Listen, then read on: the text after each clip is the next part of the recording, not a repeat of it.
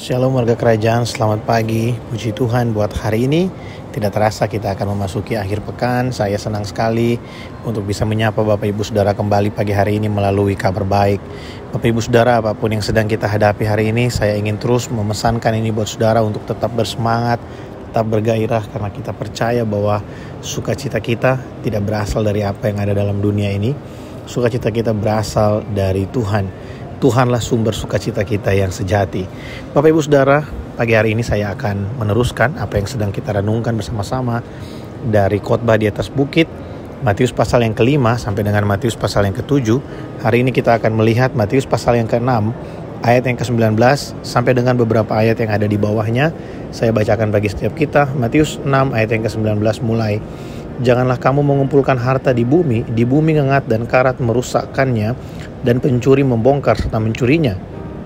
Tetapi kumpulkanlah bagimu harta di sorga ngengat dan karat tidak merusaknya, dan pencuri tidak membongkar serta mencurinya. Karena di mana hartamu berada, di situ juga hatimu berada. Bapak Ibu Saudara, perkataan Yesus dalam ayat yang ke-21 ini penting untuk kita renungkan. Karena Yesus berkata, di mana hartamu berada, di situ juga hatimu berada. Sederhana sekali apa yang ingin Yesus sampaikan buat kita. Kalau kita mengetahui betul bahwa harta kita yang terutama itu berada di sorga, maka tentu kita akan menunjukkan hati kita ke sana. Hati kita akan tertuju pada sorga. Lebih khusus lagi, hati kita akan terpaut kepada sorga. Kita tidak akan jatuh cinta dengan apa yang ada di dalam dunia ini. Kita mungkin terpesona dengan keindahan dunia, harta dan lain sebagainya, tapi kita tidak menjadikannya sebagai satu-satunya yang kita cintai. Tidak menjadikan itu sebagai yang terutama dalam kehidupan kita. Kita malah mengarahkan hati kita kepada sorga, karena kita tahu di sorgalah tempat harta kita yang sesungguhnya. Selama kita ada di bumi, ya kita memerlukan finansial, kita memerlukan banyak hal untuk kita bisa tetap ada di bumi ini. Tapi semuanya itu juga datang dari penyediaan sorga bagi kita. Pekerjaan kita, keuangan kita, anak-anak kita, keluarga kita, pasangan kita, semuanya adalah berkat dari sorga yang termanifestasi dalam kehidupan kita secara nyata selama kita ada di bumi. Tapi harta kita yang sesungguhnya itu berada di sorga, sehingga Yesus berkata, karena di mana hartamu berada, di situ juga hatimu berada. Kalau kita meletakkan pengharapan kita seutuhnya ada di sorga, kalau kita meletakkan segala sesuatu yang terutama itu ada di sorga, maka hati kita juga akan ada di sana. Apa maksudnya hati kita ada di sorga? Kita melakukan segala sesuatu dengan satu tujuan, yaitu bahwa kita mau menikmati sorga itu. Memang kita sudah belajar ada perbedaan antara sorga dan kerajaan sorga. Sorga adalah tempat kediaman Allah. Nah, Yesus berkata dia pergi ke sorga untuk menyediakan tempat bagi kita. Kalau kita tahu selama kita hidup di bumi ini, kita sedang menantikan satu masa di mana Yesus datang menjemput kita untuk kita bersama-sama dengan Dia ada di sorga, maka harusnya hati kita juga ada di sana. Sehingga ketika kita mengumpulkan harta, mari kita mengumpulkannya bukan untuk tinggal di dalam dunia ini, tapi kita mengumpulkannya untuk kita tinggal di sorga. Bagaimana cara kita mengumpulkan harta di sorga? Yaitu dengan kita terus melakukan kehendak Allah. Kita hidup di dalam kehendak Allah. Kita hidup sesuai dengan kebenaran firman Tuhan. Kita sedang mengumpulkan harta di sorga. Harta di sorga tidak berbicara tentang harta benda, tidak berbicara tentang isi dari rumah yang akan disediakan Tuhan bagi kita. Harta di sorga jauh lebih berbicara tentang bagaimana kita memiliki sikap hidup warga kerajaan Allah, sikap hidup warga sorga.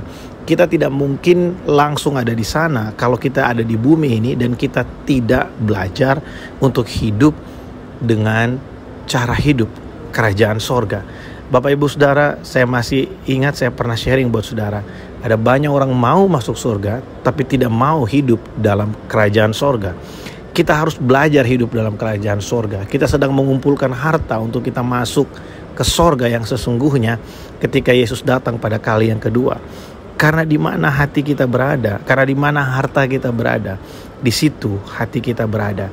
Kalau harta kita ada di sorga, maka hati kita juga dalam segala sesuatu yang kita kerjakan, dalam hati kita bertujuan supaya kita bisa menikmati sorga bersama-sama dengan Tuhan.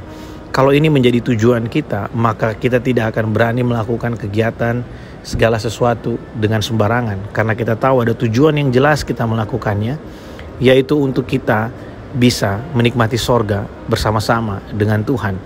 Kita tahu memang bahwa urusan sorga dan neraka itu adalah urusan Tuhan, tapi selama kita di bumi, kita perlu untuk menyadari ini. Kalau Tuhan berikan kita anugerah untuk bisa mengenal Dia, menerima Dia sebagai Tuhan dan Juru Selamat, kita bisa menikmati segala kebaikannya. Itu satu tanda nyata bahwa Tuhan mau supaya kita mengumpulkan harta di sorga untuk kita menikmati bersama-sama dengan Dia. Nah, ada satu hal yang luar biasa Bapak Ibu Saudara. Tahukah saudara apa harta kita yang paling berharga di sorga? Harta kita yang paling berharga di sorga itu bukan rumahnya, bukan kemewahan sorga. Semua itu memang berharga dan luar biasa indah. Tapi harta yang utama kita di sorga adalah pribadi Allah sendiri. Kita bisa menikmati persekutuan dengan Dia tanpa batas. Kita bisa melihat Dia muka dengan muka. Itu adalah harta kita yang paling berharga. Dan harta itu hanya bisa kita miliki ketika kita meletakkan kehidupan kita untuk kita percaya kepada Kristus Yesus sebagai Tuhan dan Raja yang berkuasa atas kehidupan kita. Sebab oleh anugerah kita diselamatkan. Keselamatan itu manifestasi dalam kehidupan kita sehari-hari untuk kita mengumpulkan harta di sorga melalui ketaatan kita, melalui apa yang kita kerjakan sesuai seturut dengan kebenaran firman Tuhan. Bulan yang baru ini kita masuk ke dalam bulan Juni dengan tema yaitu faithful atau kesetiaan kepada Allah.